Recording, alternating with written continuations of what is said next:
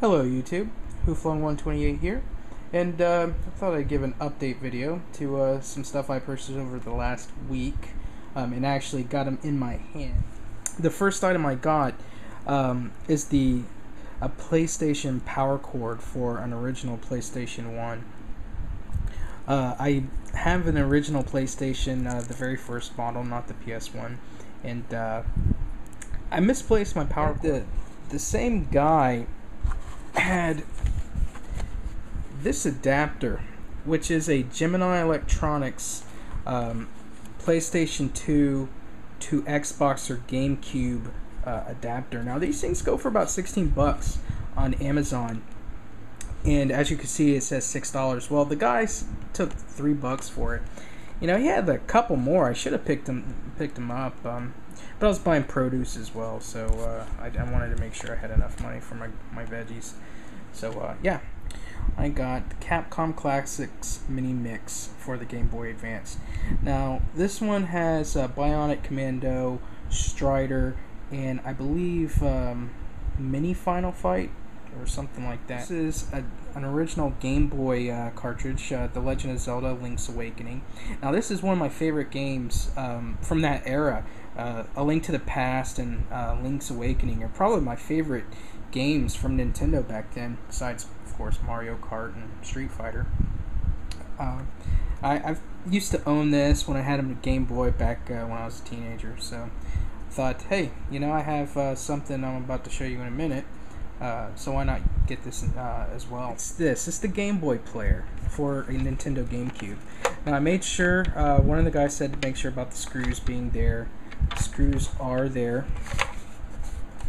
perfect condition, and this little marking that you could probably see in the video, that's the only really visible, you know, scratch on it, and that's where the console's set. So yeah, this thing's in really good condition, and I got it on a buy two things get one free, so I was pretty lucky on that. And it came with the disc, the boot disc, and it's in really good shape. Metroid Zero Mission. Now, NES Master was telling me that this is a remake, if I listened to him correctly, a remake of the first one, which I'm a fan of the original Metroid. I must have spent a lot of hours as a kid playing the heck out of that game. That and Blaster Master, I was really a fan of, so I believe it's Blaster Master, right? Or Master Blaster, one of them. And the other, actually, I got Zero Mission for free when I purchased this along with the Game Boy adapter. And this is The Legend of Zelda: Oracle of Seasons. Now, this was for the Game Boy Advance. This was really cool. There's a little kid in the store when I asked to see this in a display unit. And the kid was just going off on how he loved this game. The kid couldn't have been more than maybe 9 or 10 years old. And he was schooling me on Zelda.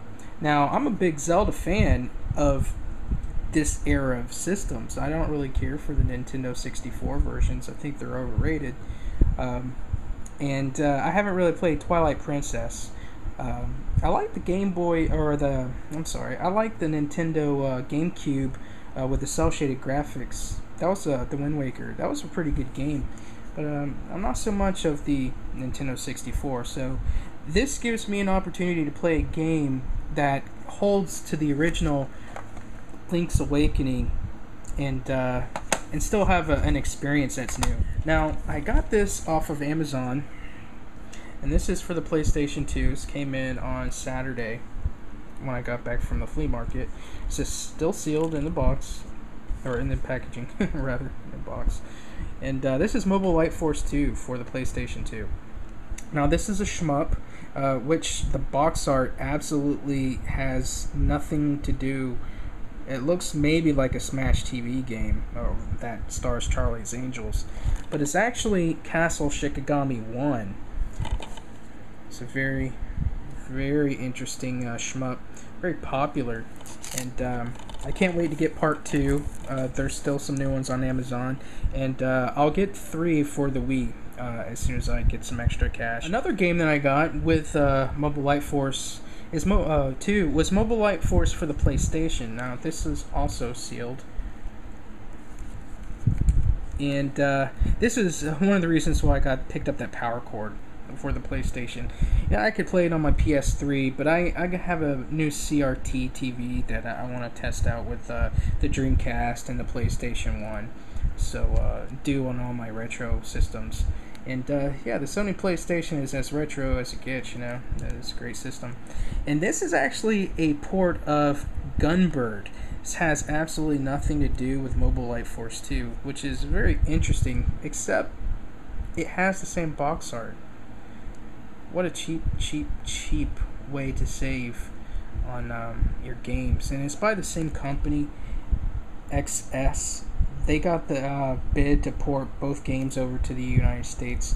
The Europe and the Japanese games are not made by these people, or are not published by these people. I didn't add them to my last video, but Batman Returns for the Super Nintendo. Now, Batman Returns is a great game. SNEStastic did a review of the PAL version, and this brings back a lot of memories. So when I was at RU Games, which is where I got the Game Boy Advance player, or the Game Boy player, I picked this up as well about a week beforehand. For $5, you can't beat it. It's a great beat 'em up game, side scroller. It's very vibrant. It's one of the better looking Super Nintendo games in my opinion. So yeah, Gears of War 2. Now I recently bought an iMac for work from Best Buy. I mean, if you're gonna buy something of that magnitude of a purchase, you might as well do Best Buy, get the warranty, and also get the reward zone cards, points for your reward zone card. And I waited about a month for the reward zone points to drop. But it was well worth the wait. It equaled to a $30 gift certificate. The Mac was like $1,200. So I picked up Gears of War 2. This cost me like 20 cents after the extra stuff. So I was like, okay, I'll do that. I've been wanting to play through this. A buddy of mine just got through playing the first one. And being the Gears of War Game of the Year edition, it includes everything.